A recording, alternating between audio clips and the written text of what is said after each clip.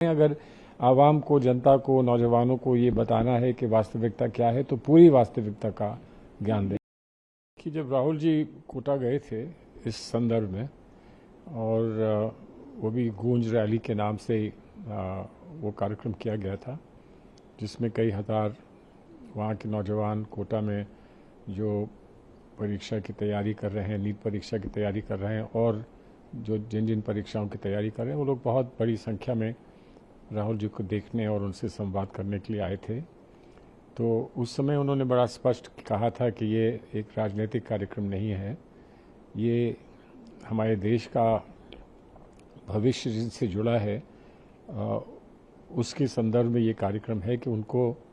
जो आपत्ति है, उनको जो शिकायतें हैं, उनके साथ जो उनके साथ व्यवहार हुआ है, हम उसके विरोध में यहाँ आए हैं। और समाज को सतर्क करना और समाज को जागरूक करना कि ये हमारे भविष्य से खिलवाड़ हो रहा है, इस पर हम लोग क्या कर सकते हैं, क्या नहीं कर सकते हैं, सबसे पहले इस बात को उजागर करना है, और इसको उजागर करने हम आए हैं। तो उसी के फॉलोअप में हमने कांग्रेस पार्टी ने नौजवानों पर ये दायित्व सौंपा है कि नौजवान नेता हमारी पार्टी के जाएं, पूरे देश भर में फैल जाएं, वहाँ जाके प्रेस कॉन्फ्रेंसेस करें और जनता को वहाँ पर सतर्क करने का प्रयास करें, ताकि ये संदेश राहुल गांधी जी का सब तक पहुँच सके और लोग इस पे अपनी सहानुभूतिपूर्वक रिस्पांस दे सकें, प्रतिक्रिया कर सकें। ये एक प्रयास है। तो ये सिर्फ इसमें दो राय नहीं है कि आप कोई भी अच्छा काम करते हैं तो उससे लोग जुड़ते हैं, और जिन लोगों के हित में आप ये काम कर रहे हैं, वैसे तो इसको ये मान के चलिए कि ये एक पूरे राष्ट्र के हित का प्रश्न है, लेकिन विशेष रूप से जो हमारे स्टूडेंट्स हैं, जो लोग छात्र हैं, जो लोग तैयारी कर रहे हैं, परीक्षाओं की तैयारी कर रहे हैं, जो कंपटीशन में बैठना चाहते हैं, उनके संदर्भ में ये कार्यक्रम है। और हम उम्मीद करते हैं कि वो इसमें उनकी रिस्पांस हमको अवश्य मिलेगी, क्योंकि वो रिस्पांस सिर्फ हमारे लिए नहीं है बल्कि देश के लिए है और देश के हित के लिए है। इसलिए हम चाहते हैं कि उन तक ये बात पहुँचे और उनके मन में जो भी ठेस है, उनके मन में जो भी शंकाएं हैं, उनके मन में जो भी दर्द है, उसको हम अपनी ध्वनि में उसको प्रस्तुत कर पाएँ, पूरी जनता के सामने रख पाएँ, ये हमारा प्रयास है। लेकिन मौजूदा की आलोचना सबसे ज्यादा सरकार के द्वारा जो शब्दावली इस्तेमाल किया जाता है उसकी की जाती है। राहुल गांधी ने कहा छात्र अगर सवाल उठाए तो आतंकवादी कह दो, किसान सवाल उठाए तो परजीवी कह दो, लोकतंत्र में अगर जनता सवाल उठाए तो उसे देशद्रोही कह दो और इन शब्दों के पीछे अपनी नाकामी छुपा लो। क्या आपको लगता है कि मौजूदा सरकार की शब्दावली इतने कठिन और कर्णप्रिय, जो सुनने में अच्छा नहीं लगता, ऐसा हो गया है कि विपक्ष को आलोचना करना पड़ रहा है? देखिए, विपक्ष की आलोचना तो बाद में आती है। विपक्ष पर कैसा प्रहार हो रहा है,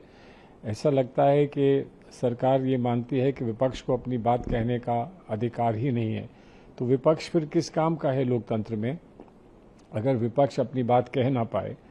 तो सबसे पहले तो ये प्रहार विपक्ष पर होता है, हम पर होता है। उसके बाद ये प्रहार उन पर होता है जिनको कोई शिकायत हो, जो अपनी शिकायत दर्ज कराते हैं, जिनको कोई कुंठा हो और उसको वो बताने के लिए, कहने के लिए, दर्ज कराने के लिए वो कहीं आते हैं। जो किसानों के साथ कई बार हुआ, जो अब छात्राओं के साथ हो रहा है, जो लोग बिहार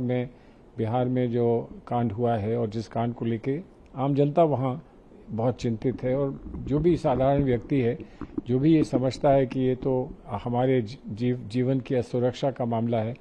वहाँ पर अगर कोई अपनी आवाज़ उठाता है तो उनके साथ क्या व्यवहार होता है, ये हम बार बार देख रहे हैं। तो ये तो वो सरकार जो कहती है कि हम लोकतंत्र में विश्वास रखते हैं और जो संविधान में विश्वास रखने की बात करते हैं, वो उनकी कार्यशैली में संविधान को किस तरह से परे कर दिया जाता है और किस तरह से लोकतंत्र को कुचला जाता है, ये आपके सामने है। लेकिन सर, देश की जनता जब आपको कांग्रेस के नेता से इतर एक वरिष्ठ वकील के तौर पर भी आपको जनता सुनती है। जब प्रधानमंत्री मोदी ने 1975 में जो इमरजेंसी लगाई गई, सीधा संविधान पर हमला बताया, विपक्ष जो है, विपक्ष के कई लोग, संजय राउत खुद, वो कह रहे हैं 12 साल से जो चल रहा है बेशक इसको आप क्या कहेंगे? बेशक मैं समझता हूँ ये सही है, लेकिन मैं एक बात कह दूँ, 50 साल बाद, कितने वर्ष बाद ये आज सरकार एक बार फिर इमरजेंसी को, आपातकाल को याद कर रही है। तो एक बात ना भूलें कि वो जो भी आपातकाल के बारे में कहना चाहते हैं कहें। एक वास्तविकता थी, जो भी एक फैक्ट था, एक तथ्य है, उसको वो लोगों के सामने रखना चाहें तो रखें। अगर उसका कोई संदर्भ आज है या उसका कोई रेलेवेंस आज है तो उसको रखें, वो आप चाहते हैं तो वो रखें। लेकिन एक बात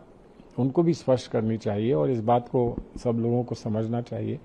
कि आपातकाल जो था वो सही था, गलत था, उसको लगाना, लागू करना सही था या गलत था, उस पर एक बार नहीं 50 बार ये देश अपना निर्णय सुना चुका है।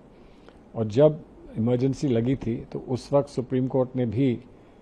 उसको स्वीकार किया था और सुप्रीम कोर्ट के जो कॉन्स्टिट्यूशनल बेंच है उसने स्वीकार किया था। एडीएम जबलपुर सबको याद है, 25 साल तक वो कानून बना रहा हमारे देश का, हमारे जाने के बाद भी वो कानून बना रहा। 25 साल बाद उसको सुप्रीम कोर्ट ने रिवर्ट किया है और उसको समाप्त किया है। तो ये उस समय हमने जो किया वो सही था, गलत था, उस पर जो चाहे जो टिप्पणी चाहे वो कर ले, लेकिन ये बात नहीं भूलनी चाहिए कि जो भी किया वो हमने कॉन्स्टिट्यूशन के, संविधान के तहत किया। कॉन्स्टिट्यूशन और संविधान की जो प्रोविजंस हैं उसके तहत किया।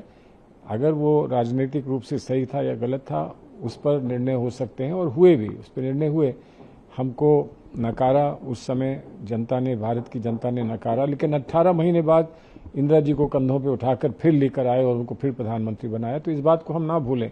कि जो भी हुआ उसका परिप्रेक्ष्य क्या था जब वो हुआ और उसके बाद क्या परिणाम देखने को मिले, इन सब चीज़ों का विवरण करें और पूरी बात बताएं। अगर आवाम को, जनता को, नौजवानों को ये बताना है कि वास्तविकता क्या है तो पूरी वास्तविकता का ज्ञान दें।